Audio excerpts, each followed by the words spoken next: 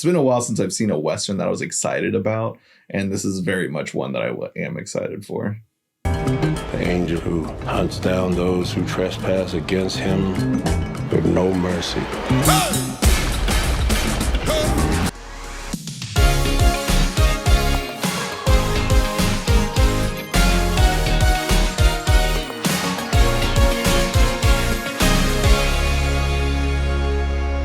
What's up, YouTube? Drive-By Movies here, and you are watching Fresh Releases. My name is James. My name is Blaise. And today we are checking out the new movie that just hit Netflix, The Harder They Fall.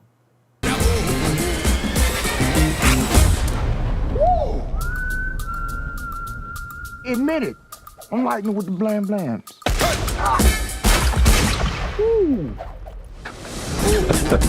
So, The Harder They Fall is directed by James Samuel. When an outlaw discovers his enemy is being released from prison, he reunites his gang to seek revenge in this Western. So a very, easy Western plot there. This is all a story about revenge. This is, your typical revenge Western movie, it feels like. But there's somewhat of a twist, at least. This film has, a really bombastic soundtrack, but also even has a cast that's predominantly all African-American actors and actresses. So it has its own little flair that it's bringing to it. It's not just your typical, reboot of Magnificent Seven or something. This is, trying to be something a little bit different. And I have to say, I really enjoyed it. I thought it reminded me slightly of earlier this summer, we watched Gunpowder Milkshake. And that was basically like the annoying Tarantino ripoff. This, I felt like I didn't feel like this was so much Tarantino, more just like it has things that he has as well. I didn't feel like this film was totally trying to, it just didn't give me the same vibe that Gunpowder Milkshake did. But anyways, how'd you feel about the film, James? No, I 100% agree with that. I'd actually say it's one of my favorites of the year. A couple things holding it back from being like that top spot, I'd say. But I went in like a little annoyed. I'm not the biggest fan of Westerns and stuff. The last Western I think I saw was The Hateful Eight, which I really loved. And actually, I always kind of found Django Unchained to be Quentin Tarantino's most overrated movie. And part of that was I thought the weird soundtrack choices. I thought it just didn't fit the style. That's just me though. 100% I understand if people don't agree. But the soundtrack with this though, I highly enjoyed. I like that it was a more reggae soundtrack and stuff. It just kind of gave it a cool, interesting flair for the most part. Of course, there's other style songs too, but just a lot of the opening shots of new towns. I remember reggae songs playing. I was like, oh, this kind of fits the vibe. But yeah, the overall, it's not the most amazing, refreshing story overall. It's been a story that's kind of been done before, but it is just so much fun and has so many cool stylistic choices that it was a great enjoyment to watch. I highly enjoyed it and highly recommend it.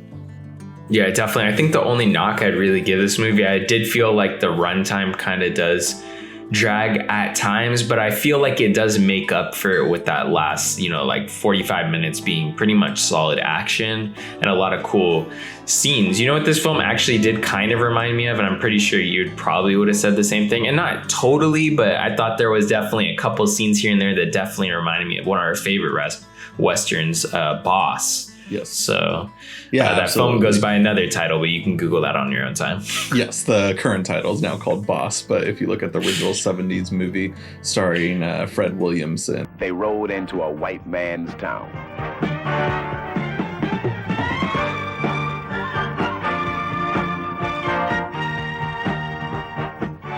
Bringing black man's law. He's black. He's brutal. He's boss.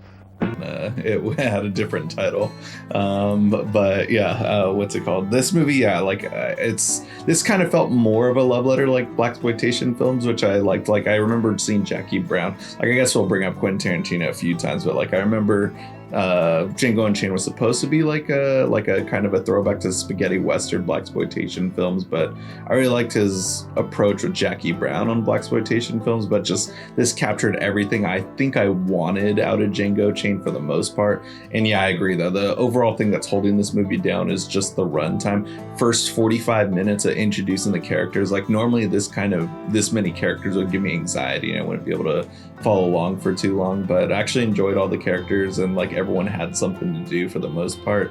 And then the final 45 minutes, the final 25 minutes is pretty much just a final showdown battle scene. But I enjoyed the final 45 minutes as well. It's just a lot of fat in that middle 45 segment mark that I wish they cut out a little bit, because that's the only part that's dragging this movie. Not to say it was like unnecessary, but I feel like there were a few things they could have cut. But yeah, that overall, that's like the main thing that's holding it down.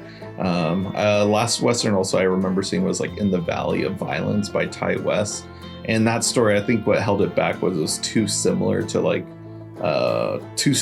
John Wick, with like someone killing someone's dog and they just want to get revenge. Like, you know, I thought Ethan Hawke was great and I thought Jumpy the dog was great in that movie too. But just like, it's been a while since I've seen a Western that I was excited about. And this is very much one that I am excited for. Yeah, and I have to say, getting back into kind of like the stylistic choices that were made in this film, James Samuel is a director that I'm not really familiar with, and I even looked up his IMDb, and there's only a couple like short films. I think there was maybe one or two features possibly, but I think this was like the first film that I actually recognized, or even had anyone in the film that I recognized. So it's an exciting thing for a director like this to kind of be discovered, and something that was so mainstream. It seems like this movie, it's been getting a lot of acclaim and a lot of attention because it's on Netflix, it's on the front page. I don't know if people are going to remember it towards the end of the year, but I think it did make a big enough impact for myself to remember it towards then. But yeah, just I really enjoyed like all the stylistic choices that James Samuel put into this film. I thought like a lot of people are gonna make the comparison to Quentin Tarantino, but I can see it obviously, but I still think that he, you know, separated himself enough to possibly bring those same kind of choices into other movies and create his own mark, essentially. I didn't feel like, when we watched I know I already mentioned this, but when we watched Gunpowder Milkshake, I was just like, oh, this is just like a Tarantino, just lame. And it sucks because that guy's even Tarantino's friend, the director of that film. So it's just like, this is kind of the love letter to Tarantino, but it's just a little bit too much at times. Where this, I felt like, for me, I think one of the things I disliked about that film the most was just like the overuse of CGI and special effects. It just didn't work. And in this film, I thought all the special effects really worked. The action choreography was excellent.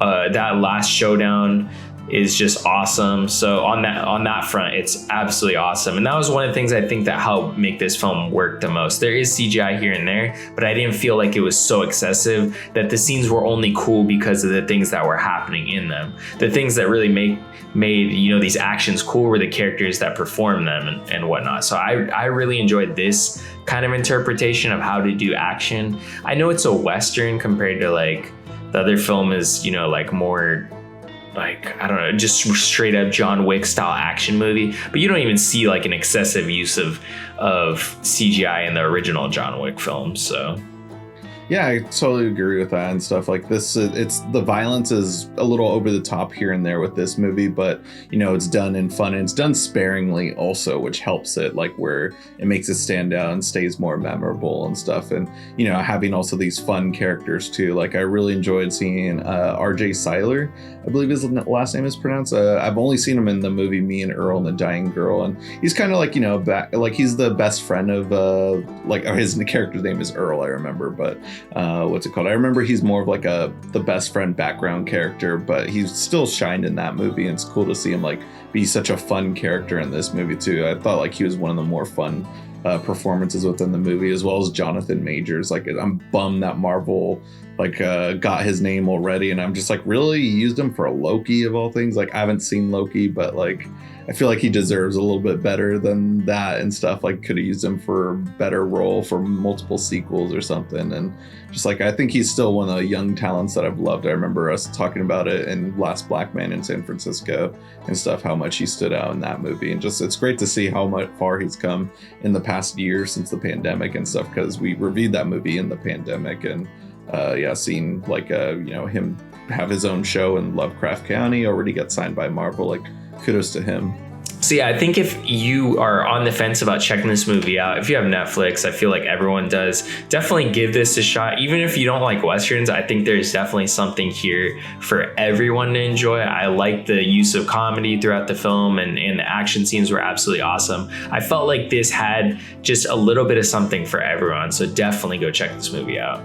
Yeah, and I feel like there's so many actors within this movie that like it's gonna grab like someone's attention and stuff, like oh my god, like so many like recognizable people and stuff. Like I was like just like amazed by how great of a cast they got. Like in James Samuel, like I know he apparently worked on The Great Gatsby with Jay-Z and stuff, and Jay-Z is one of the producers of this movie and stuff. So I'm excited that Jay-Z believed in this guy and got Netflix to make a movie so big like this. It feels like, even though like this is definitely like it's on the verge of like being halfway independent as well as a mainstream movie, but budgetary wise, but like what a like awesome debut, I'd say, for a feature length movie and stuff. So I highly recommend checking it out. Best way to help support the show is by checking it out on Netflix and letting us know what you thought about it. Be sure to leave a comment down below telling us your thoughts.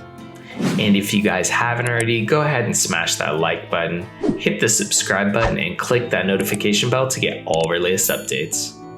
And if you can't get enough of us here on YouTube, be sure to check us out on Instagram, Twitter, and TikTok. Be sure to catch all our links down below in the description box. Anyways, guys, that'll conclude this week's episode. Tune in next week for brand new, fresh releases.